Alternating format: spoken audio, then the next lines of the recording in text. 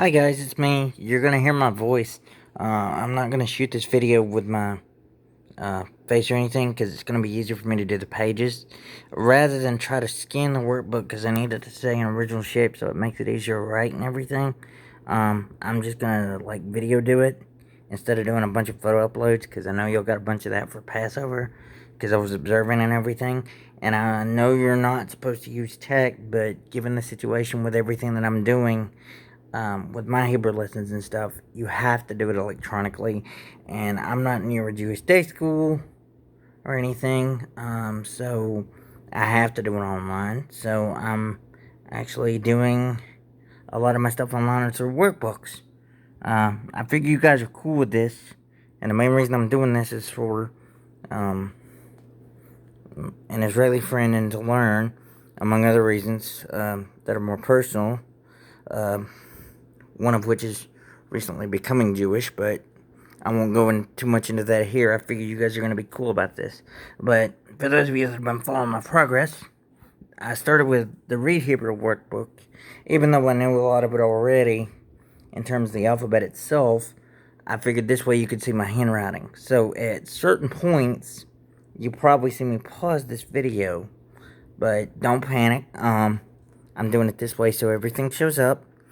I'm going to make sure my pencil marks show up by looking through the lens. That's one reason I have the workbook focused and you guys won't see my face, is I'm going to make sure that you guys can see my pencil marks and everything really good and clearly, and some of my pen work. Now, on that note, I do have cerebral palsy, so it does affect my handwriting. I'm predominantly left-handed anyway, and then on top of that, with the cerebral palsy, you tend to favor one side more because I'm hyper-reflective on my right side.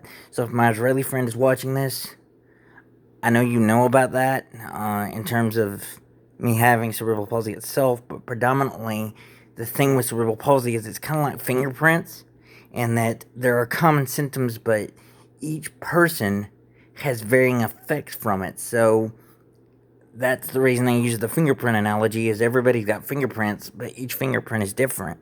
So cerebral palsy is kind of like that. But in my case, I can walk, but from the knee below, I have to have either forearm crutches, braces, or my wheelchair. Typically, in most cases, for speed, I use the wheelchair, but I won't go too much into that here. I'll do another video for that and answer your question as to why I don't date, because I know you asked that, and I didn't want to be rude and not answer the question, but I don't want to put you in a tough spot and feel like you had to watch my video either.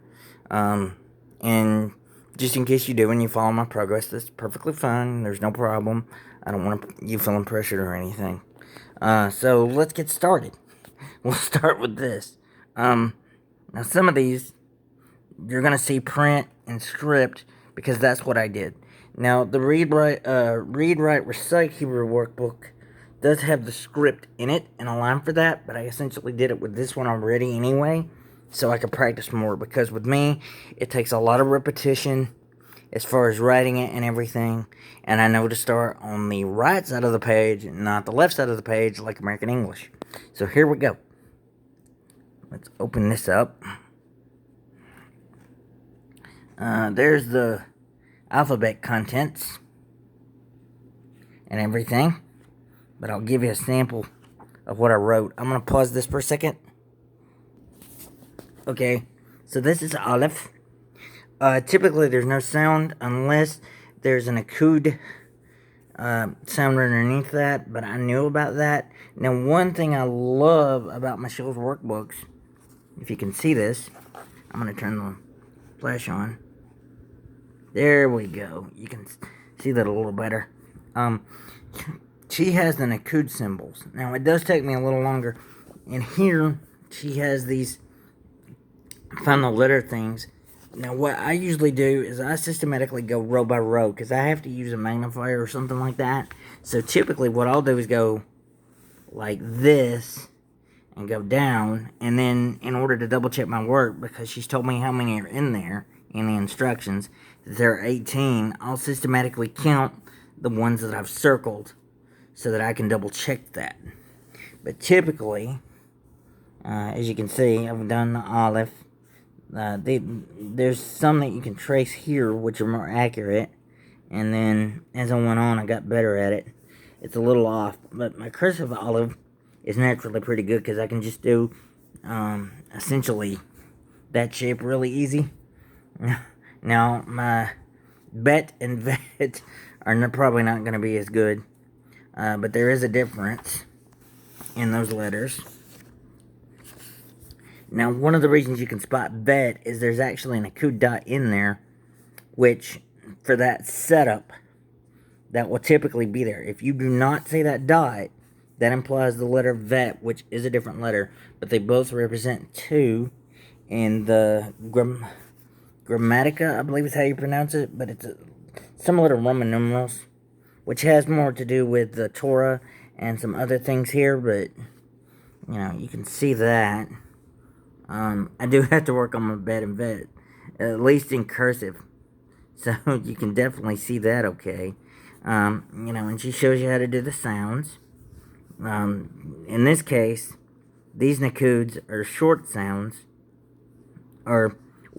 these are actually long sounds, because this is the patah, and then there's the other dot, which is a ah sound. But typically with olive, the only time this will tend to make a sound in most cases is generally at the beginning of a word and at the end of a word, like Abba, which is Hebrew for father. But my Israeli friend already knows that, because they really don't have an American counterpart to mom and dad. So if I was referring to my dad, I would use Abba. My mother would be Imma.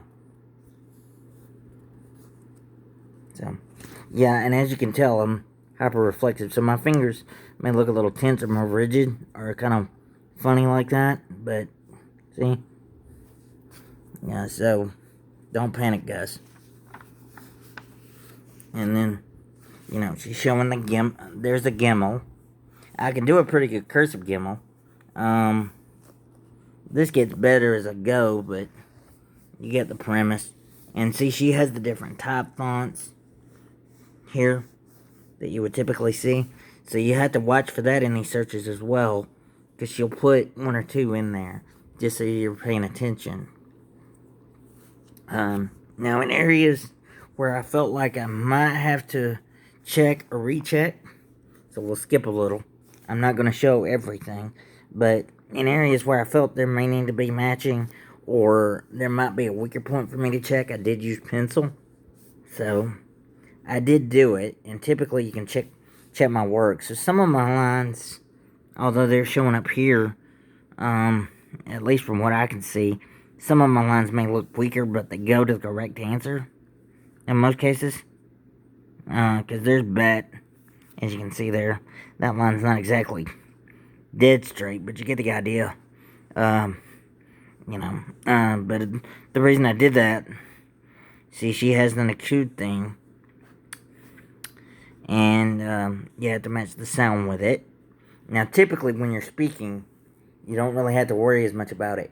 And basically, the only time you will tend to see an acute would be like in Michelle's workbook here. Because, assuming you're still a beginner at a low level, you'll typically have that. But in most cases, if you guys have seen me type in Hebrew, you'll never see those dots. The reason an acute exists is in the Middle Ages, they were very scared that it would get lost and become a dead language. So what they would do, in order to maintain this, is during the Middle Ages, systems of dots and dashes started to appear to preserve that language, because typically, ironically, if you're a native speaker of Hebrew, everything is consonants. There are no vowels in there. So you wouldn't see the Nakud system. Over time, as you increase and get better at this, it is simply a matter of learning patterns and learning things. So there are certain things that I could do that I could easily spot that someone else wouldn't. For example, if I see 2 gimels side by side, that would imply to me you're writing roof, which is Gog. and there wouldn't be normally a dot there at all. But seeing here's me writing Sein, another letter, and different things like that. Now, in the case of where Michelle put in a word search, I would mark it with an asterisk so that if I was doing the word search, I found it, and so on and so forth. Here I did this in pencil, especially on this side, just to verify that I found the correct vowels, because there are differences in these dots.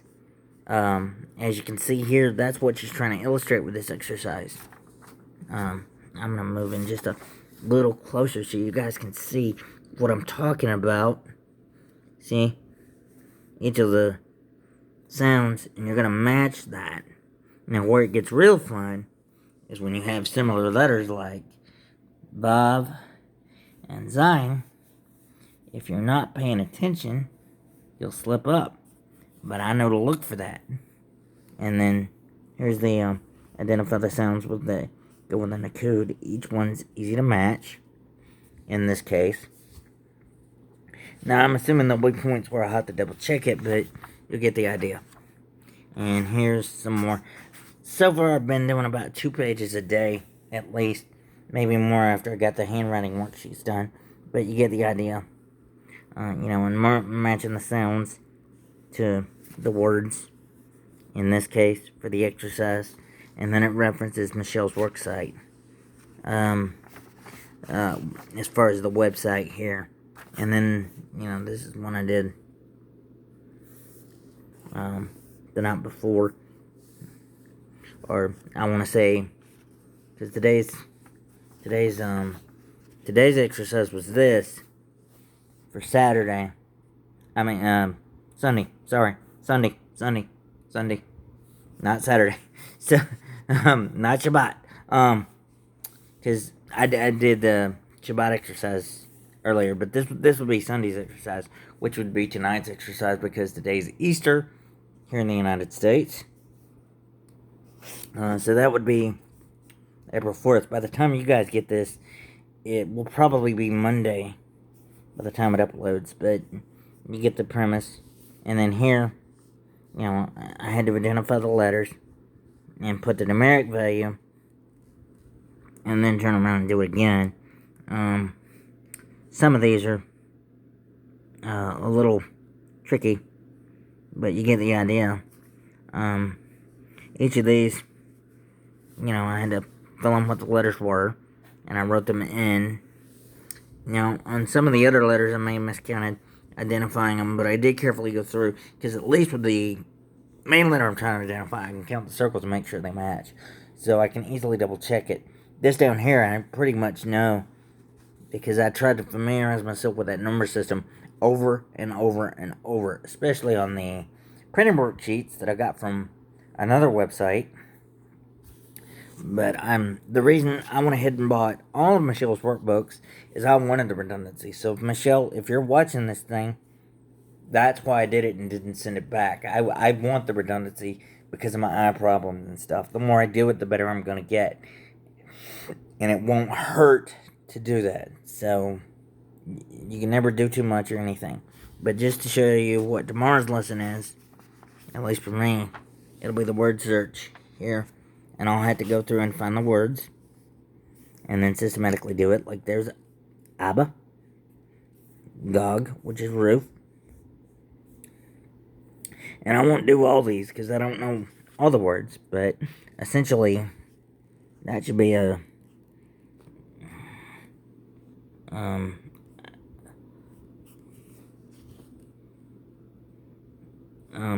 well, I'm having to work on reading out loud, so if my Israeli friend watches this, I should tell you I'm learning to read, but it's taking a lot of practice, and I have to do it very slowly because of the Nakud. And some of it I probably will slip up on, because with me having the vision problems, if I hear the word and do it again and again and again, it builds up in there and I can identify it. But reading the Torah and things takes a lot of practice, and the Siddur prayer book does, so it takes a lot of work. But that's a sample. I figured I'd do a short video about 15 minutes or so you guys can see what I'm doing and what I've been up to. I didn't want to try to scan the workbook because it's easier for me to keep it in the original shape, and I didn't think I could scan it well enough. From the looks of it, my pencil mark showed up fine, according to this, now that I've got the light on the camera. So that's a wrap. So you guys have a good night, and or as they say in Hebrew, Erev Tov, and Lahitrot. So I'll see you guys later.